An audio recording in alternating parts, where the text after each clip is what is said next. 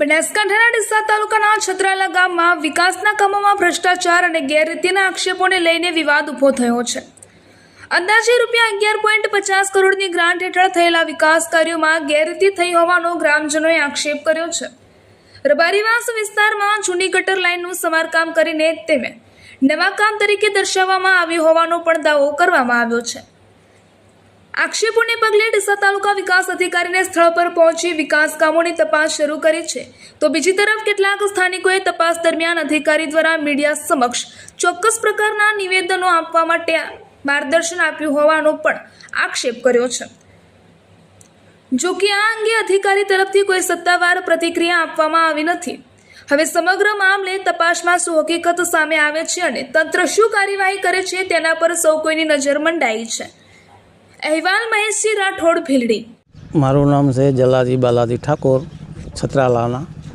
આ જે તપાસ હાલ ચાલી રહી છે એમાં ટીડીઓ પોતે સંડોવાયેલો છે। એનું કોઈ કામકાજ રેડી મને લાગતું નહીં। અમારા ગામમાં 11.5 કરોડનું કામ છે, એમાં કમ્પાઉન્ડ છે એ પણ સારી રીતે એના બિલ કે વાઉચર કોઈ આપતા નથી।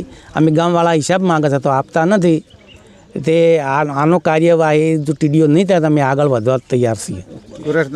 ભારતભાઈ દેસાઈ રબારીવાસમાં જે ગટર કામ થયું છે અને જૂની ગટર કરી છે અને કોન્ટ્રાક્ટર અને અધિકારીએ કામ કર્યું નથી અને પૈસા ઉપાડી લીધા છે અને જે ગટર જૂની હતી એને રાખી છે, નવી કામ કર્યું નથી। આપનું નામ મક્ષીભાઈ વેરસીભાઈ, ગામ છત્રાલા।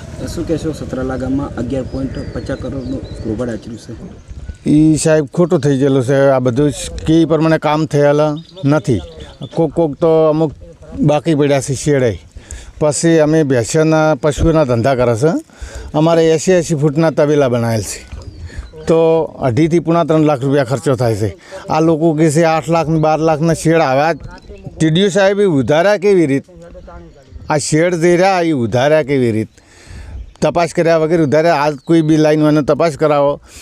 આરે શેડ 12 લાખના 7 લાખના 8 લાખના નથી, એ ખોટા ઉધાર્યા છે। પૈસા ખાવાવાળી કરી છે। ગામમાં કામ તો કોઈ કર્યું નથી। પાઇપ આપણે ગટર પાઇપ નાખો તો રબરની પાઇપ હોય? ગટર પાઇપ છે નહીં હોય, પાકી હોય તો આ તો ગટર પાઇપ। આપણા ગામમાં આરસીસી રોડ બનાવવાના હતા તો બલોકોના બનાવ્યા છે, તો એમને કોઈ બિલ સાબુતી રતનસિંહ સાચા છે એ બધું માગે છે કે અમને ઓના બિલ આપો, તો આ લોકો બિલ આપતા નથી। એનો જવાબ માગે તો કોઈ જવાબ હારે કરતા નથી। બધે અભિમાનથી ચાલે છે। કોઈ બી આવે ને પૈસા ખાઈને હેડભાઈ, પૈસા ખાઈને હેડભાઈ। કોઈ સાચું આમ બધા ભલે આજ આવ્યા છે એમ કહે છે, બધા ફરે છે, પણ કોઈ એ ઘરે લોકો ફરીને બધાને શીખડાઈને જવાબ લે છે।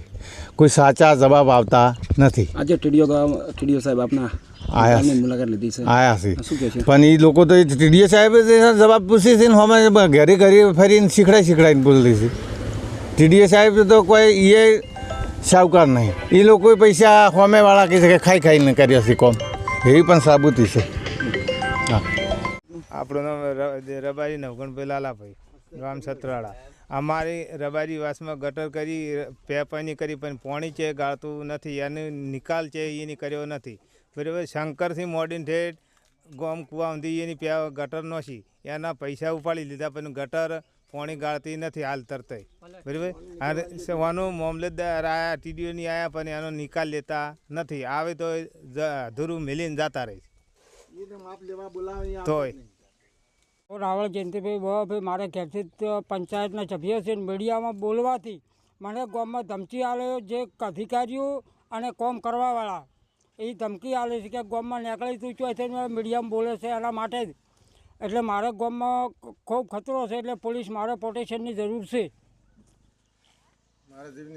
મારા જીવના જોખમમાં હું હાલ ફરી રહ્યો છું અને ચી ટાઈમે અરે હુમલો કરે એ ટાઈમે કોઈ નક્કી હોતું નથી।